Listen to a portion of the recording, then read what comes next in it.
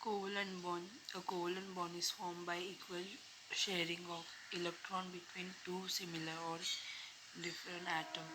Covalent bond तभी form होता है जब भी दोनों सेम एटम या दो अलग अलग एटम्स एक दूसरे से इलेक्ट्रॉन शेयर करते हैं. If atoms are same or their electronegativity is same, the covalent bond between them is non-polar. For example, X bond X, O double bond O, N triple bond N. अगर atom जो है same है या फिर उनकी electronegativity same है तो covalent bond जो रहता है उन कोवलेंट बॉन्ड जो है वो फॉर्म होता है non polar. Covalent bond form होता है वो दो एटम के बीच में और वो नॉन पोलर रहता है. अगर इलेक्ट्रोनेगेटिविटी सेम है तो मतलब ऑब्वियसली वो लोग सेम इलेक्ट्रॉन शेयर करेंगे तो इसीलिए कोवलेंट बॉन्ड फॉर्म होगा दो एटम्स के बीच में और ये नॉन पोलर होगा. If atoms are different or have different value of electronegativity, the covalent bond formed between them is polar. अगर एटम जो है वो एटम्स के बीच में अगर इलेक्ट्रोनेगेटिविटी का फ़र्क है जैसे कि एक इलेक्ट्रो पॉजिटिव दूसरा इलेक्ट्रो नेगेटिव है, ठीक है, तो इसका मतलब इनका इलेक्ट्रोनेगेटिविटी में अगर कुछ फ़र्क है डिफरेंस है तो कोवलेंट बॉन्ड जो है जो फॉर्म होता है उनके बीच में वो पोलर होता है. ठीक है, तो कोवलेंट बॉन्ड फॉर्म होता है ऐसे दो एटम्स के बीच में जिनका इलेक्ट्रोनेगेटिविटी में डिफरेंस है लेकिन वो लोग जो है पोलर लेकिन वो लोग थोड़ा बहुत पोलर का कैरेक्टर दिखाते हैं. ठीक है, so H O H positive partial positive O partially negative है, एच पार्शियली पॉजिटिव है, फिर H X partial positive X partially negative. ठीक है, तो कोवलेंट बॉन्ड फॉर्म हो गया है भले ही इलेक्ट्रोनेगेटिविटी में फ़र्क है लेकिन ये कोवलेंट बॉन्ड जो है पोलर है. The number of electron shared और covalent bond represent covalency.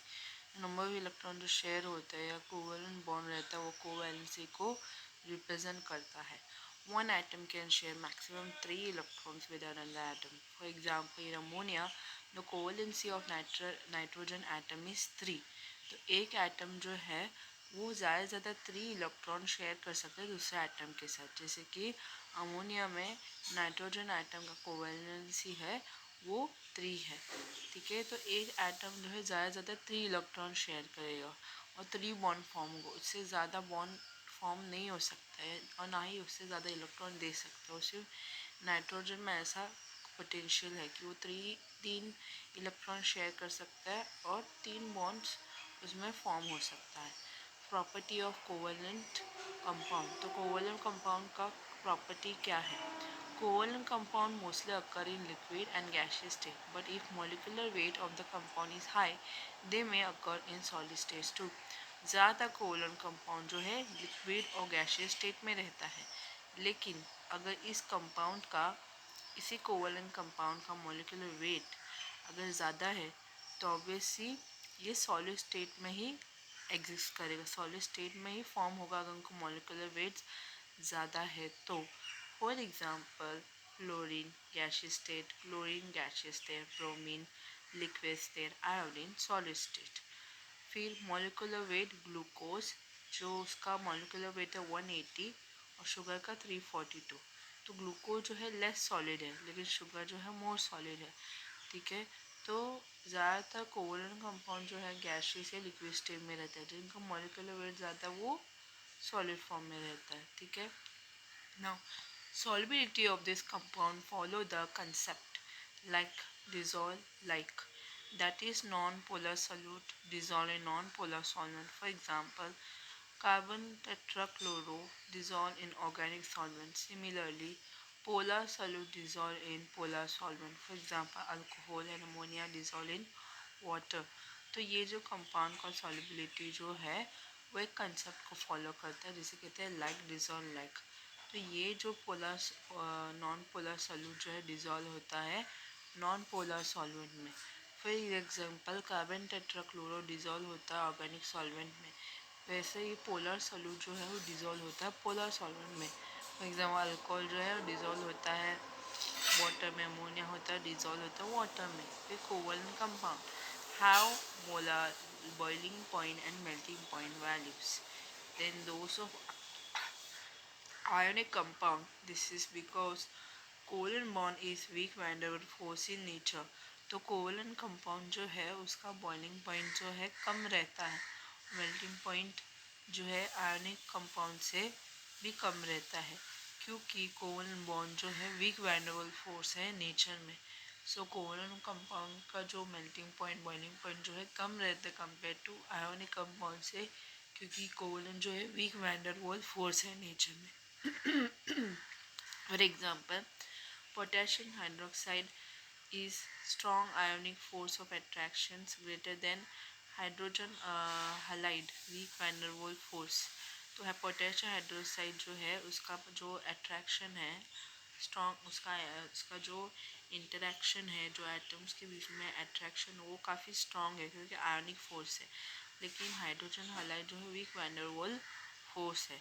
Boiling point and melting point direct proportional to hydrogen bonding, direct proportional to molecular weight. तो बॉइलिंग पॉइंट मेल्टिंग पॉइंट जो है direct proportional hydrogen bonding से, direct proportional molecular weight से। For example, water H2TE H2SC H2S। तो hydrogen fluoride greater than hydrogen iodide, hydrogen iodide greater hydrogen bromide, hydrogen bromide greater than hydrogen fluoride.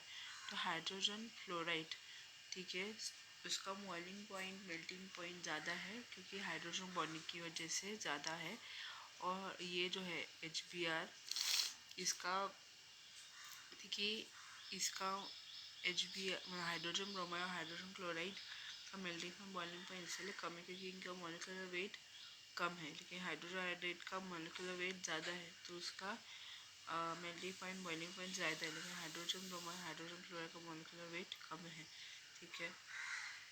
Now, covalent compound are non-conductor due to absence of free ion, but graphite is a conductor as the free electrons available in its hexagonal sheet-like structure.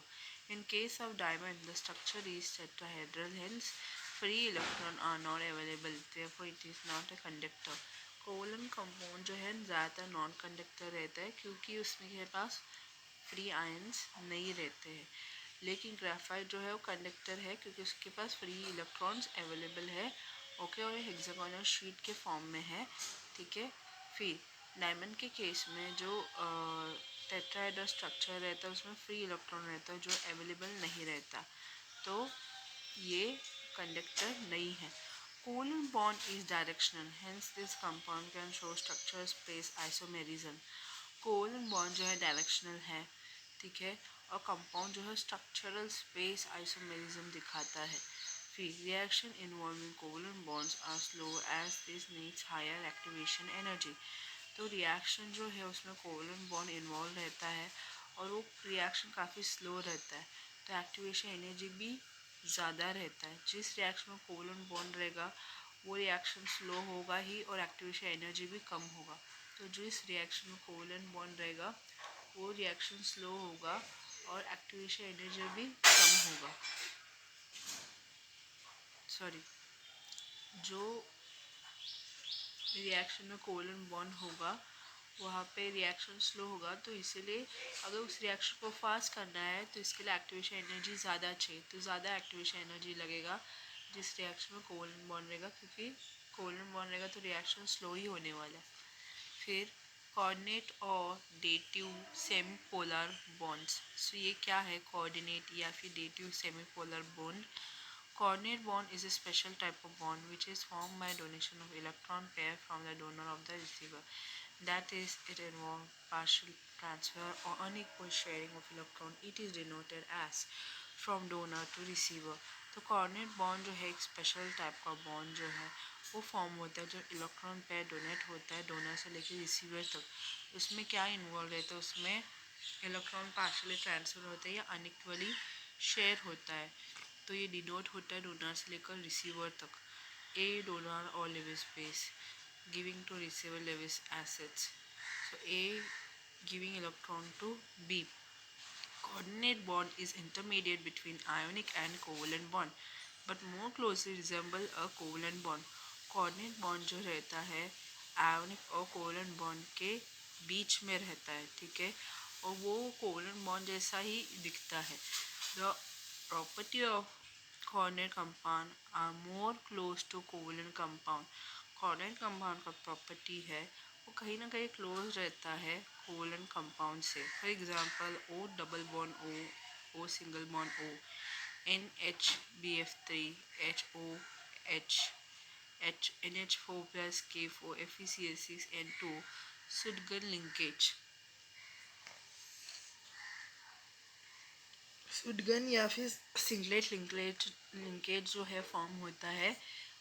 Sudgun or singlet linkage is formed by donation of one electron and is donated by uh, ये half arrow. For example, phosphor, pentachloro, sulfur, hexafluoro, iodine, septet um, septet fluoride. ठीक है, तो सुडगन या फिर singlet linkage form होता है जब एक इलेक्ट्रॉन जो है वो डोनेट होता है और उसको इस तरीके से ऐसा एरो में डिनोट करते हैं.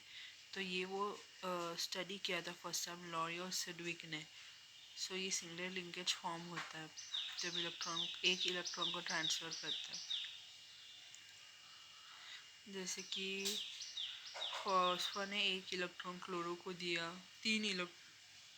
एक एक इलेक्ट्रॉन तीन क्लोरो को दिया और एक एक इलेक्ट्रॉन जो है चार क्लोरो को दिया और क्लोरो को इलेक्ट्रॉन पेयर शेयर्स किया.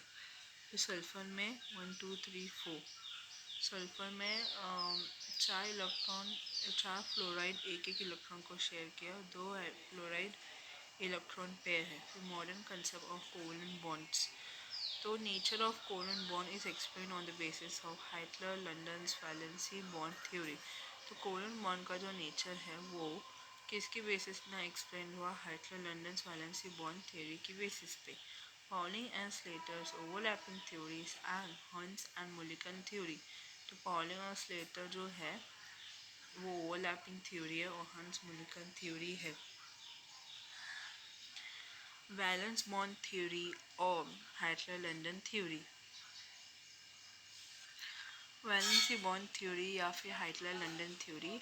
Orbital concept of covalent bond was introduced by Hassler London. According to this concept, a covalent bond is formed due to half-filled atomic orbital having electron with opposite spin to each other.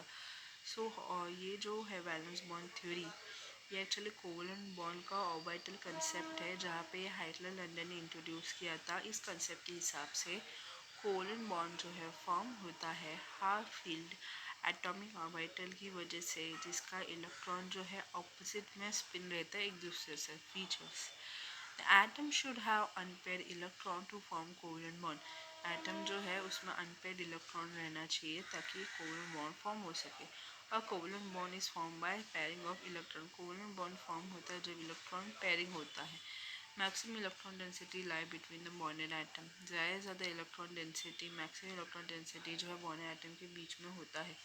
There is a tendency to form close shells of the atoms though the octet is not attained in barium dichloro, barium trifluoro, etc. and exceeded in phosphor, pentachloro, sulfur, hexafluoride and iodine septafluoride. तो यहाँ पे atom का जो close tendency है close shells का tendency है उसमें octet नहीं होता है.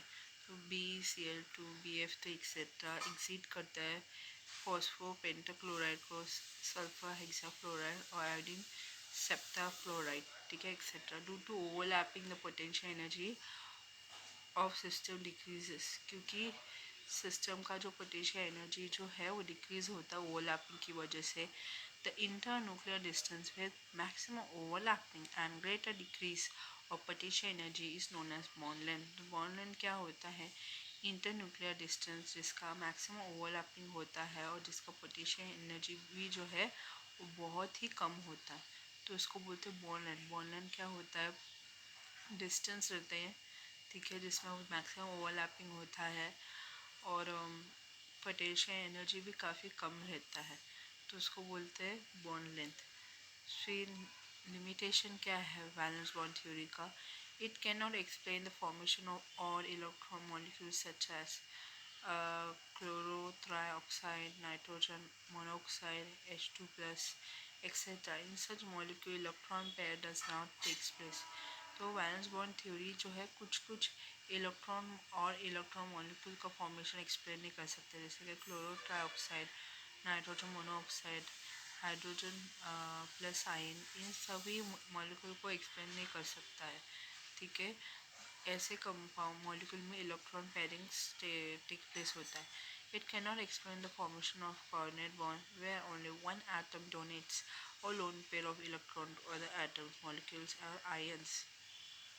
तो कोऑर्डिनेट बॉन्ड्स का फॉर्मेशन जो है ये एक्सप्लेन नहीं कर सकता, जहाँ पे जहाँ में एक एटम जो है वो इलेक्ट्रॉन पेयर शेयर करता है दूसरे एटम से, मॉलिक्यूल से या फिर आयन से। It can not explain the formation of pi bond. Pi bond का फॉर्मेशन वो एक्सप्लेन नहीं कर सकता। It can not explain the stereochemistry of the molecule and ion. ये valence bond theory pi bond formation explain नहीं कर सकता, और ना ही ये मॉलिक्यूल्स या आयन का स्टीरियो केमिस्ट्री एक्सप्लेन कर सकता है। फिर Pauling and Slater's theory. Pauling and Slater theory क्या होता है? It deals with directional natures of bonds forms and is simply an extension of Heitler London theory. Pauling's और स्लेटर थ्योरी जो है ये बॉन्ड का डायरेक्शनल नेचर है जो फॉर्म होता है, और हाइटलर लंदन थ्योरी का एक्सटेंशन है। Greater the overlapping stronger will be the bond form. जितना ज़्यादा ओवरलैपिंग होगा ना उतना ही बॉन्ड फॉर्म, जितना ओवरलैपिंग होगा उतना ही बॉन्ड स्ट्रांगली फॉर्म होगा। It means bond strength depend upon the overlapping and is directly proportional to the extent of overlapping. इसका मतलब ये है बॉन्ड स्ट्रेंथ जो है डिपेंड होता है ओवरलैपिंग के ऊपर, और डायरेक्टली प्रोपोर्शनल है ओवरलैपिंग में। तो एक बॉन्ड जो है कोलन बॉन्ड वो स्ट्रॉन्ग तभी होगा जब ज़्यादा ओवरलैपिंग होगा। तो मतलब कोलन बॉन्ड का स्ट्रेंथ, उसका स्ट्रॉन्गनेस डिपेंड होता है नंबर ऑफ ओवरलैपिंग के ऊपर। और spherically symmetrical orbit says S orbital will not show any preference in direction, whereas non spherical orbital say p or d orbital will extend to form bonds in the direction of maximum electron density with the orbital। तो spherically symmetry orbits जैसे कि S orbital जो है वो कोई भी preference नहीं दिखाएगा डायरेक्शन में। नॉन स्पेरिकल ऑर्बिटल जो है जैसे कि पी डी ऑर्बिटल जो है वो बॉन्ड फॉर्म करेगा मैक्सिमम इलेक्ट्रॉन डेंसिटी के डायरेक्शन में ऑर्बिटल के साथ। तो जो spherically symmetric orbital S orbital वो कोई प्रेफरेंस नहीं दिखाएगा डायरेक्शन में, लेकिन जो नॉन स्पेरिकल ऑर्बिटल जो है पी डी, ठीक है, वो बॉन्ड फॉर्म करेगा, उसमें डायरेक्शन भी होगा। किसका डायरेक्शन दिखाएगा? मैक्सिमम इलेक्ट्रॉन डेंसिटी का डायरेक्शन दिखाएगा ऑर्बिटल के साथ। Remember, the overlapping of the orbital of only those electrons which takes place in the bond formations will occur and not with the electron of other atoms।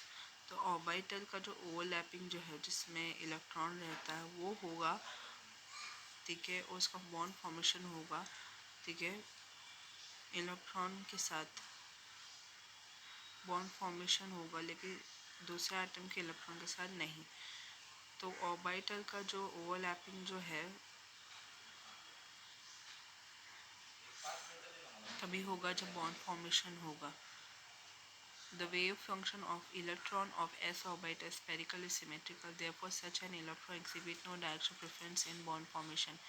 तो जो electron S orbital में रहता है उसका wave function जो है spherically symmetrical रहता है, इसलिए ऐसा इलेक्ट्रॉन जो है डायरेक्शंस नहीं दिखाता बॉन्ड फॉर्मेशन के वक्त। The two orbitals having similar energy level, the one which is more directional concern will form a stronger bond। दो ऑर्बिटल जिसका एनर्जी लेवल सेम है और डायरेक्शनल है तो उनका बॉन्ड काफ़ी स्ट्रांग रहता है। Strongness of overlapping is directly proportional to mode of overlapping. तो एक ओवरलैपिंग स्ट्रांग तभी होता है जब ओवरलैपिंग मोड होता है। For example linear overlapping stronger than lateral overlapping, जैसे कि लीनियर ओवरलैपिंग ज़्यादा स्ट्रॉन्गर है लैटरल ओवरलैपिंग से। Strongness of overlappings directly proportional to directional nature of orbital. तो एक ओवरलैपिंग का स्ट्रॉन्गनेस डिपेंड होता है ऑर्बिटल का डायरेक्शनल नेचर के ऊपर। तो एक ओवरलैपिंग का स्ट्रॉन्गनेस डिपेंड होता है ऑर्बिटल का डायरेक्शनल नेचर के ऊपर. For example P is more stronger than SP is more stronger than SS, and SS is more stronger than PP. कौन सा पोलर p ऑर्बिटल दो कौन सा दो p ऑर्बिटल के बीच में बॉन्ड स्ट्रांग होता है जब ये p ऑर्बिटल जो है लीनियरली ओवरलैप होता है. जब ये लीनियरली ओवरलैप होता है, ये एक्चुअली ओवरलैप होता है, तब ऐसा दो p ऑर्बिटल के बीच में स्ट्रॉन्ग बॉन्ड फॉर्म होता है. लेकिन ऐसा भी p ऑर्बिटल्स है जिसका स्ट्रेंथ बहुत ही कम है, जो उसका ओवरलैपिंग बहुत ही वीक है. जैसे कि ऐसे दो p ऑर्बिटल जिसका बॉन्ड जो है वो वीक इसीलिए होगा, कमज़ोर इसीलिए होगा क्योंकि लैटरल ओवरलैपिंग हो रहा है. लैटरल ओवरलैपिंग की वजह से जो बॉन्ड फॉर्म हो गया दो p ऑर्बिटल की वजह से, वो काफ़ी वीक कोवलेंट बॉन्ड फॉर्म दिखा रहा है. ठीक है, तो एक बॉन्ड का स्ट्रेंथ डिपेंड होता है नंबर ऑफ ओवरलैपिंग के ऊपर, मोड ऑफ ओवरलैपिंग के ऊपर, और nature of direction nature of overlapping के ऊपर. फिर टाइप ऑफ ओवरलैपिंग. अभी ओवरलैपिंग भी जो है वो अलग अलग टाइप्स के हैं.